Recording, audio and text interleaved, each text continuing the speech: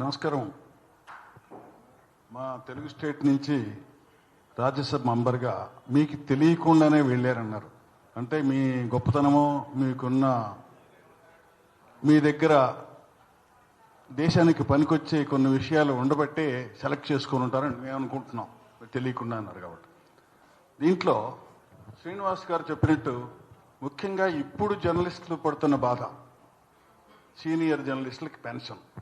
ఇది ఆయన అన్నట్టు 21 స్టేట్లో ఇస్తున్నారు. మన 2 స్టేట్లలో కనీసం పట్టించుకున్న గవర్నమెంట్ లేదు. మీకు రాజ్యసభ మెంబర్గా కాబట్టి అదొకటి చెప్తున్నా.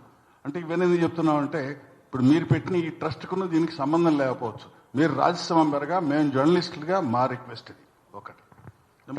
తప్పకుండా వారు చెప్పినట్టే మీరు ఏమి చెప్పితే రాజ్యసభలో నా మాట ప్రయత్నం చేస్తాం. మేము దానికి వెటరన్ జర్నలిస్ట్ అసోసియేషన్ తరఫున, మిగతా యూనియన్ల తరఫున మీకు ఒక మెమరాండం లాగా ఒక కాగితం కలిసి ఇస్తాం. తప్పనిసరిగా ఆ సబ్జెక్ట్ కూడా అందులో ఉంటుంది. నెంబర్ 2, రమేష్ చెప్పినట్టు 600 కోట్లు 500 కోట్లు మీరు మొదట ఫస్ట్ టైం ఎవరు క్వశ్చన్ అయ్యక ముందే మీరు ఒక ఇంట్రో ఇచ్చారు అందరికీ. అందులో ఈ రాసిన వాళ్ళు ఎంతవరకు కరెక్ట్, అది కరెక్ట్ కానిది ఎవరు, కరెక్ట్ కానిది ఎవరో జడ్జి గారో ట్రస్టో తేలుస్తారు. అంటే జర్నలిస్ట్ చేసిన తప్పుని తేల్చడానికి ఒక ట్రస్ట్ ఇది. మరి ఇది రాసింది కరెక్ట్ అయ్యి ఆ తప్పు చేసిన వాడిని ఏం చేస్తుంది ట్రస్ట్? ఒక ప్రశ్న. ఇప్పుడు 600 కోట్లు తిన్నాడు అని జర్నలిస్ట్ టెలికాస్ట్ చేస్తాడండి. ఇది తప్పు అని తేలింది అనుకోండి సపోజ్. అంటే మీ తప్పు చేసిన వాడిని మీరు ఎక్స్పోజ్ చేస్తున్నారు. బట్ అది రైట్ అని తేలితే ఆ తప్పు చేసిన వాడిని ఈ ట్రస్ట్ ఏం చేయగలుగుతుంది?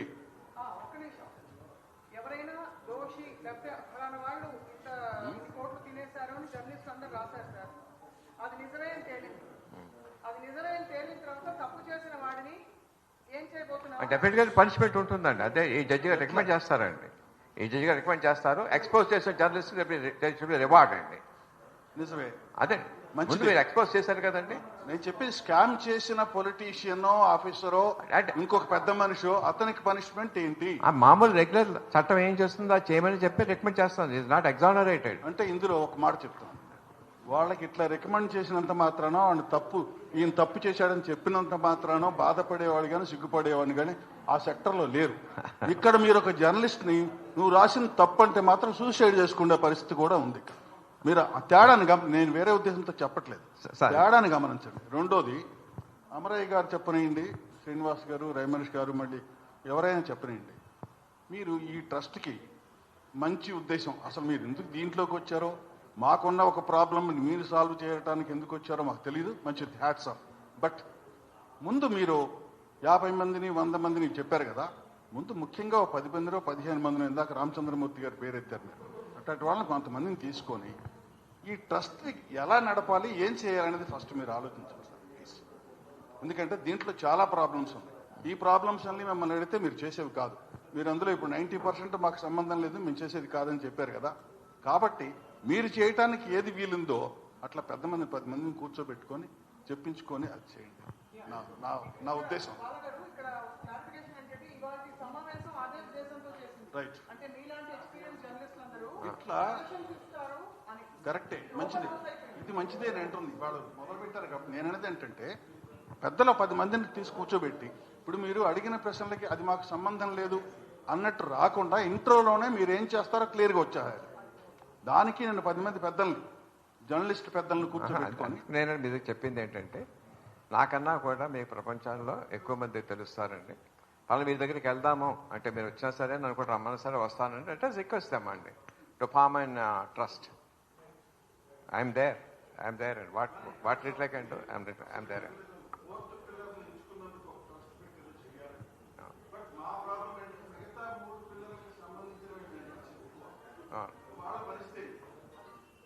అలా కాదు సార్, నేను అక్కడ ఆ చట్టం గురించి మాట్లాడటం లేదు సార్. మనం ప్రెస్ ఒకటే మాట్లాడుతున్నాను అంతేనండి. చట్టం దానికి ఏదైతే ఉందో that will take care of it అండి. అవునండి, అవునండి, అవునండి,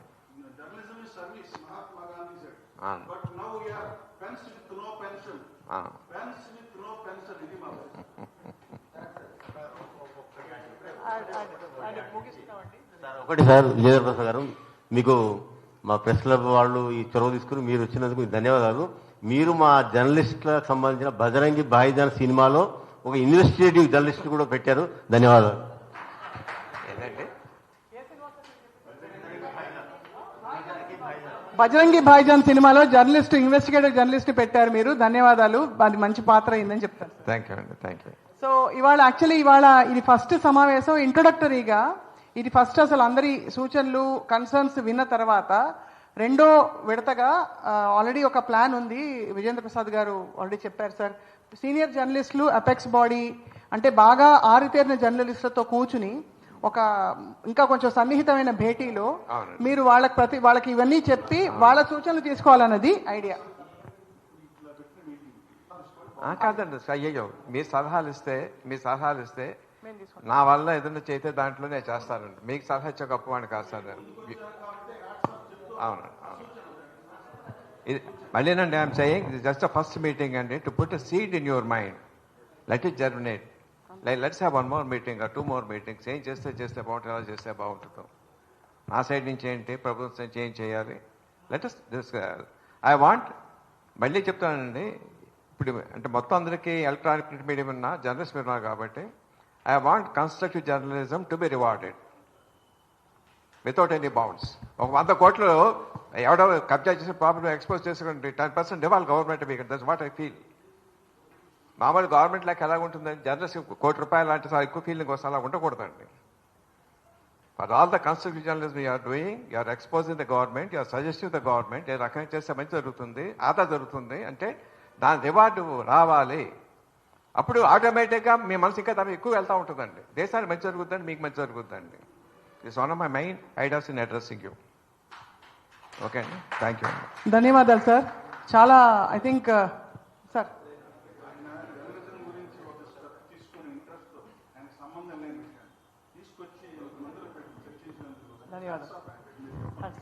రైట్ సార్.